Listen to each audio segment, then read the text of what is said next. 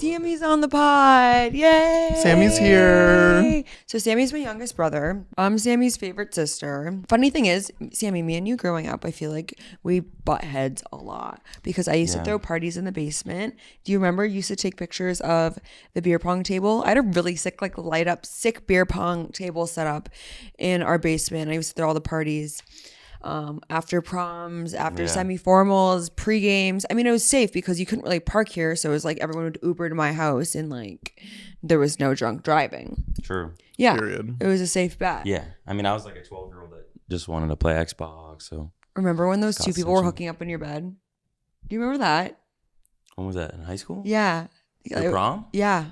There was something that happened up there. Yeah, I do. And I think you whipped out a bat or something. I don't know about that, but I definitely probably lost my mind somehow. Sammy used to take a picture of the beer pong table and send him pictures in a group chat to my parents. You're a little snitchy. I was He was a little the snitch biggest phase. I was snitch. Like, You I were was like 12. I know. I just wanted to like chill. But I was like, be cool, bro. I forgot I that you know, were young. and then I kind of like learned to kind of do that. Yeah. You know, No, we all to be learned. cool. it was a little learning experience. But anyways, Sammy has Mm-hmm.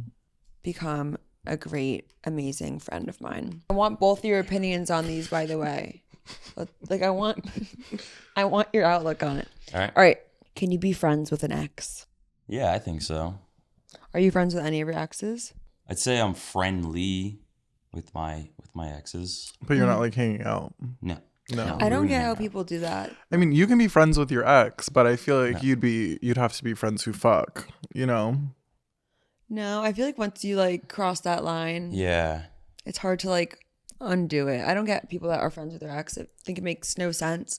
I think it's like forced and I think it's extremely pick me. It's like, oh, we're different. We can be friends with each other because we like don't care as much. Unless you have Yeah, it's a kids slippery together. slope. It's just a slippery slope when feelings are involved. Yeah. I feel like your two past relationships, the breakups were like not terrible. Yeah, I mean, the first one was like a high school relationship. Yeah. I was like pretty young. Mm-hmm. I mean, the second one, that was a little different. A little different scenario, A little but stickier. you know, What's your take? things happen. What's your take on situationships? I don't know. I haven't really had a ton. I mean, Yeah, I you're feel very like- picky. I feel like you don't have time for a situationship. Yeah, I don't know. Especially recently, like ever since I graduated from school and been so busy doing things and like trying to find work and I also feel like you don't fuck with the head games that situationships would yeah, probably no, I offer don't- you. I don't know. No. I just like I haven't really. Do you play mind games with girls? No, I'm really straightforward. Yeah, I Maybe feel like even that's good. straightforward, like To a too fault. straightforward. Yeah. Yeah, to a I feel fault. like I might be. I don't too know. upfront. I feel like I would rather someone tell me how it is. Like, remember when that freak of the fucking week back in September sent me that long paragraph detailing why he didn't like me? I just never replied, and that was the last time we spoke. That was too straightforward. It was too straightforward. Yeah. Like, ignorance is bliss, but also, like, don't lead me on. It's hard to find, like, Yeah. an in-between. Those are sticky situations though, because I feel like it's better to be upfront to someone about how you actually feel, rather than just like start to ghost and like completely go like dry on them. What do you think about a girl texting a guy first? I think it's definitely To hang out, to do anything Yeah, I in mean, the beginning stages of a relationship? I think the guy should text first. Like the majority. Why? I don't know. I mean, I feel like I'm so old fashioned in a way. I feel like it just like makes the most like sense. that's how it has been and that's how it just should like stay. How it always should be. It's like kind of how it always has been. I mean, it's not weird if the girl texts first. Or do you, Like I wouldn't do you, be thrown off by it. Do you at think all. of them less? You're like, who's this fucking needy? Does it come off needy? No, Or I like, wouldn't think of them less. would you like be like, Like it'd be fuck you, fine. bitch? Like a lot of people are busy and like doing things and like, but in my experience, I think just personally that the guy should, initiate all things at first. I mean, if you're dating, it's one thing. Like, yeah, you text whenever, but Would you consider yourself a texter in general? Or you like yeah, FaceTimer? actually, I mean, A face. recently I've been getting into like, well, at least like with my friends, I get so lazy to text, so I'll like send voice memos.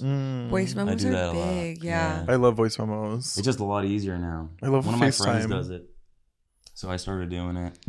But yeah, I would say I text a decent amount. I stopped using Snapchat though, like full time. I've been like Kind of off that. I've kind of been back in a Snapchat era. Wait, so I love Snapchat and I'll always love Snapchat. Till I'm gonna be like 80 years old using like Snapchat. I have like a streak with a few people. Yeah, I have, and I'm 27. No, it's I don't know. dangerous. Yeah, I have no streaks. I don't really use it at all anymore. I just like use it for group chats pretty much now. This girl was wondering, why did a guy who kissed me misled me and friend zoned me? Girl, I don't think you even need a male perspective on this. Yeah. Yeah, there's some guys out there that are like that. You know, they'll do that, but just gotta take it on the chin. Just turn. Have the you page ever done that? Well, it's character. Have you ever kissed a girl and then just ghosted her? Have you ever ghosted someone? Like fully, completely ghosted? Yeah, it's like out of the blue. Like this girl really thought you liked her, and then you were like, nah, and you just dipped. I mean, there's definitely been times, like you said earlier, like, and it's true. Like, I am a very picky person with everything in my life. You know, like relationships. I feel like just who I surround myself with in general. But yeah, I think I wouldn't say I've like fully just like ignored every text after like talking for like, you know, a few weeks, whatever. But there's like, you know, there's three sides to every story, I feel like. Yeah. You know, yeah. There's both sides and then the truth. What makes you ghost someone or lose interest? Like when do you decide like that she's not it?